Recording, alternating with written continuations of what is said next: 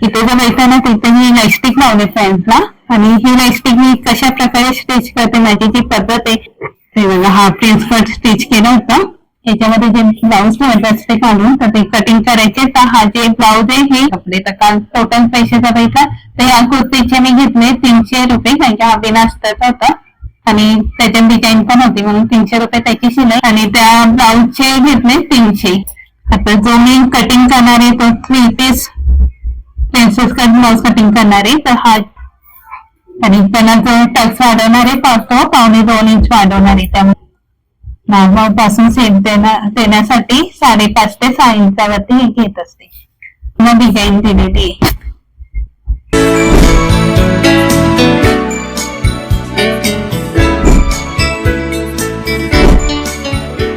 नमस्कार, कसे आहात सगळे. तर सानू पण आहे माझ्या जोडीला उभी. तर सानू बोल नमस्कार. तर तिने सर्वांना नमस्कार केले आणि काय करते आता ते कार्टून बघते आणि सर्वात माझी बेस्ट फ्रेंड आहे सानू तर बसते ते बघ कार्टून. सकाळी ती शाळेत जाऊन पण आली आता कार्टून बघते. तिथं तर मागे बघितला तर हा जो काल ड्रेस मी स्टिच केला होता त्याचा फायनल लुक मी कालच्या व्हिडिओ मध्ये तुमच्यासोबत शेअर केला होता. त्याच्यानंतर मग हा पायजमा पण कम्प्लीट केला. ते इथे जर बघताना तिथे ही इलास्टिक लावले फ्रंटला आणि ही इलास्टिक मी कशा प्रकारे स्टिच करते माझी जी पद्धत आहे ती मी इंस्टावरती याचा पण व्हिडिओ टाकणार आहे. तर तुम्ही इंस्टाग्रामच्या अकाउंटवर जाऊन सुद्धा तुम्ही माझा हा इलास्टिक लावण्याची पद्धत कशी आहे ते बघू शकता. आणि त्यानंतर आणखीन एक काल ब्लाउज मी स्टिच केला होता जो पॅडेड ब्लाउज होता. ते बघा हा प्रिन्स कट स्टिच केलं होतं. त्याला पॅड लावलेले आहेत. हे जे पॅड आहे ते कस्टमरनेच मला हाणून दिले आणि याच्याचा बॅक साईडला बघितला तिथे मला फक्त लटकन लावायचे राहिले. ते डिझाईन लटकन करणारे त्याचा सुद्धा मला व्हिडिओ बनवायचा आहे जो इंस्टाग्राम वरती टाकायचा आहे. त्यामुळे मी लटकन ठेवले त्याचे लावायचे आणि ते जे फ्रंट नेक आहे तो पान नेक केलेला आहे.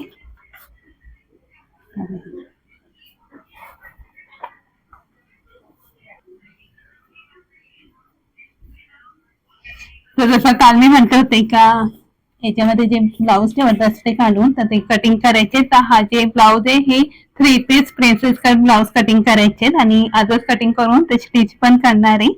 म्हणजे त्यांचे अस्तर इथं ठेवलेत मी बरंच काढून आणि ते पण काय अल्टरचे 4 कुर्ते होते फक्त डबल शिलाई मारून फिटिंग करून द्यायची होती.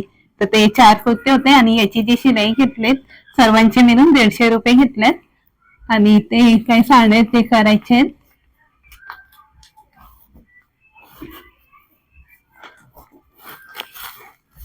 त्याची 2 साड्या पण मी करणार आहे फॉलबेरी तर ते पण काढून ठेवते. झालं ते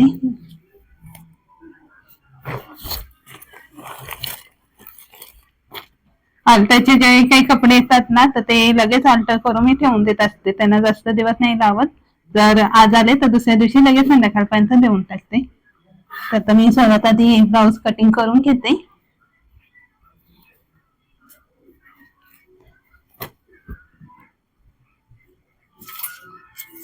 कटिंग करण्यासाठी जसं नेहमीप्रमाणे सामान लागतो तसं सर्व घेऊन बसत असते. तर हा कस्टमरचा मापाला दिलेला ब्लाऊज आहे त्याचा मी सर्वात आधी माप काढून घेणार आहे. आणि जर कालचा जर बघितला तर काल मी जे काम केलं तर त्याच्यामध्ये एक बिना अस्तरची जी कुर्ती जी मागे तुम्हाला दिसते ती स्टिच केली होती. त्याच्यानंतर तो प्रिन्स कट ब्लाऊज होता तो दाखवला पॅडेड वाला तो एक स्टिच केला होता आणि अल्टाचे कपडे. तर काल टोटल पैशाचा बघितला तर या कुर्तीचे मी घेतले 300 रुपये कारण की हा बिना अस्तरचा होता आणि त्याच्यात डिझाईन पण होती म्हणून 300 रुपये त्याची शिलाई आणि त्या ब्लाऊजचे घेतले 300 आणि अल्टर कुर्ती केले होते तर त्याचे 150. त्याचे टोटल पैसे केले होते 750 रुपये म्हणजे 750 रुपयाचा काल माझं काम कम्प्लीट झालं होतं. आणि त्यानंतर हा पण प्रिन्स कट ब्लाऊज आहे ते पण आज मी कटिंग करून स्टिच करून घेते. तर सर्वात आधी माप काढून घेते. ते दोन्ही ब्लाऊज एकाच मापाचे असल्यामुळे मी एकावर एक दोन्ही अस्तर ठेवून सर्वात आधी बॅक पार्टची कटिंग करून घेतली कारण की सर्व प्रकारचे ब्लाऊज असतात जे चॅटर्स कटोरी prince cut 3 piece french cut त्याला जे बॅक पार्ट असतं ते एकसारखंच असतं, त्यामध्ये बॅक पार्टची मी सर्वात आधी कटिंग करून घेतले.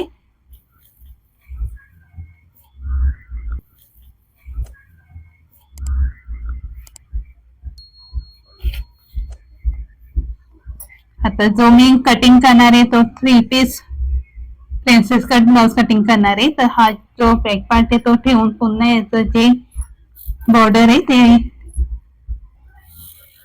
तसे काढून घेणार आहे. तिकडे बॅक पार्ट ठेवून इकडनं एवढं सर्व मी बॉर्डरने आखून घेतलंय, फक्त लेंथ ते तर ती लेंथ मध्ये 1 इंच वाढवून घेणार आहे, कारण की इथे जी क्रॉस पट्टी येणार आहे तर त्याची शिलाई मार्जिंग करून 1 इंच वाढवून घेतले.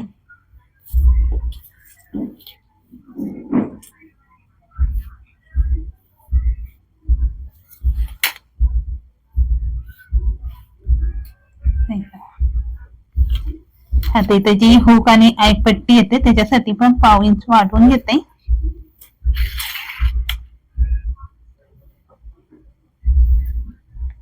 जर बॅक साईडला हुक आयपट्टी लावायची असेल तर बॅक साईडला वाढवून घेते, जर फ्रंटला लावायची असेल तर फ्रंट साईडला वाढवून घेते. त्याची जी कटिंग घेते डायरेक्ट मी कपड्यावर करायला घेते. तिथे जी चेस्ट आहे तिकडनं पण 1 इंच वाढवून घेतली आणि याची जी चेस्ट साईज आहे ती 38 आहे.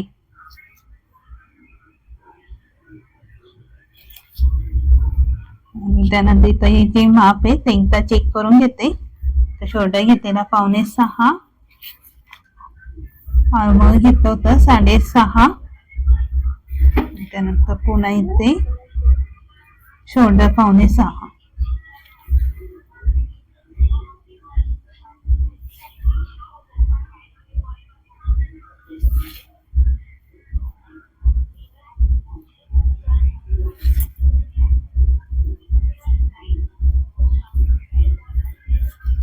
तिकडे पण अशा प्रकारे मी शोल्डरचा माप काढून घेत असते आर्महोलचा.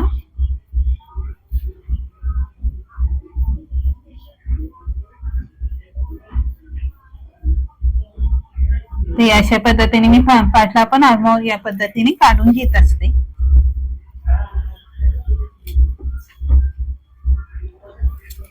त्यानंतर इथं जी क्रॉस पट्टीची जी उंची आहे ती 3 इंच ठेवणार आहे.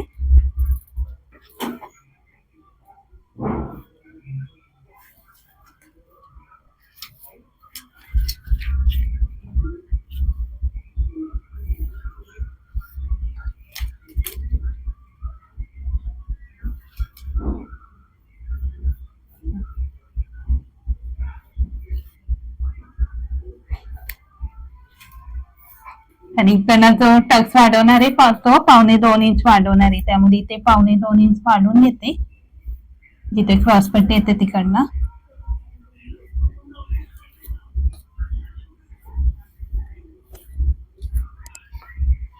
आणि त्याच्यानंतर जे ब्रश पॉइंट काढायचं जी माझी पद्धत आहे ती अशा प्रकारे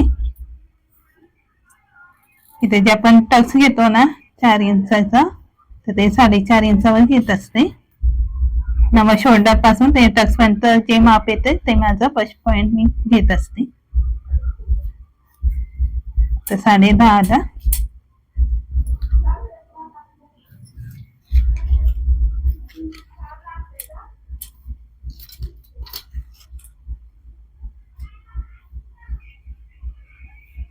आणि इकडनं 3.5 इंच घेते.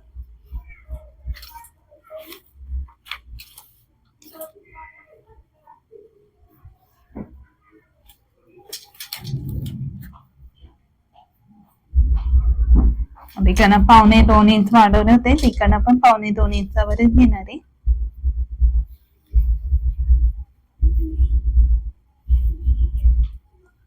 नॉर्मल पासून शेप देण्यासाठी 5.5 ते 6 इंचावरती घेत असते. इकडनं फ्रेंच कटचा शेप देते.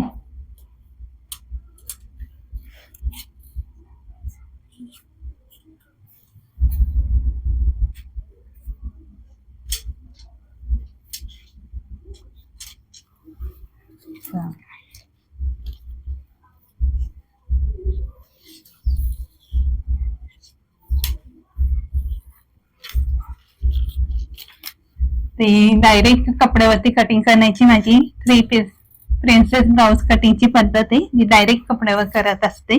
आता हे सर्व कटिंग करून घेते आधी.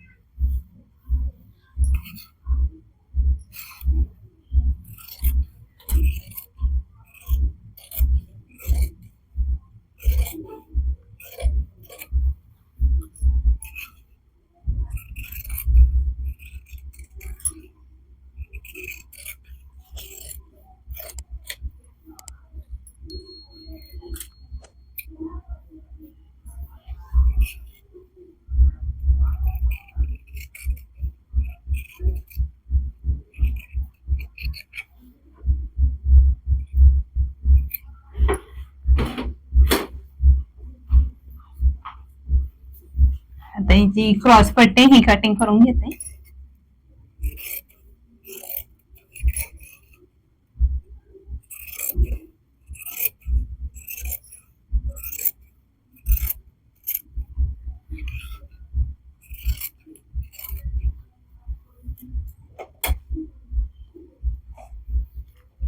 आता हा जो राहिलेला कपडा याच्यात मी स्लीव्स कटिंग करून घेणार आहे, ते नंतर करते. आता जसं बॅक पार्टला कसं ते गोलाईमध्ये सेम देत असते, तसं सेम क्रॉस पट्टीला पण देते. अर्धा इंचाच्या वर.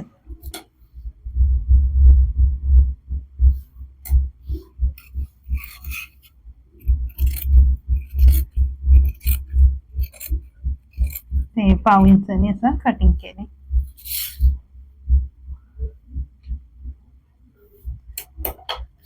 आणि थोडं मी इकडे पण पाव इंचावर कटिंग करणार आहे.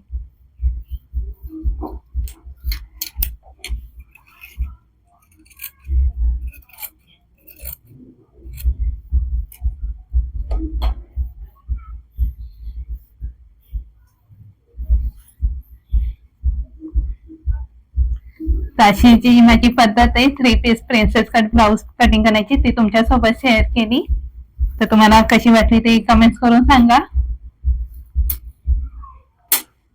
तर हा आता सर्व ब्लाउज मी जे मेन फॅब्रिक आहे ते पण कटिंग करून घेणार आहे दोन्ही याचं. आणि इथं जर बघितलं तर हा पुन्हा असा याला बॅक पुन्हा डिझाईन दिलेली आहे.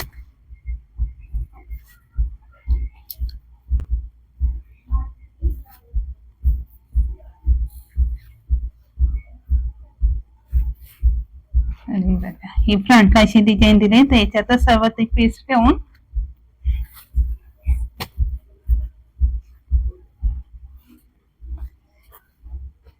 ते बघा बॅक फ्रंट अशी डिझाईन दिलेली आहे. तिथं क्रॉस पट्टी बसवणार आहे आणि त्यानंतर या जे उरलेल्या भागात आहे ह्याच्यात जे हे 2 पीस आहे हे बसवणार आहे. ते सर्व असं बसून मग कटिंग करणार आहे.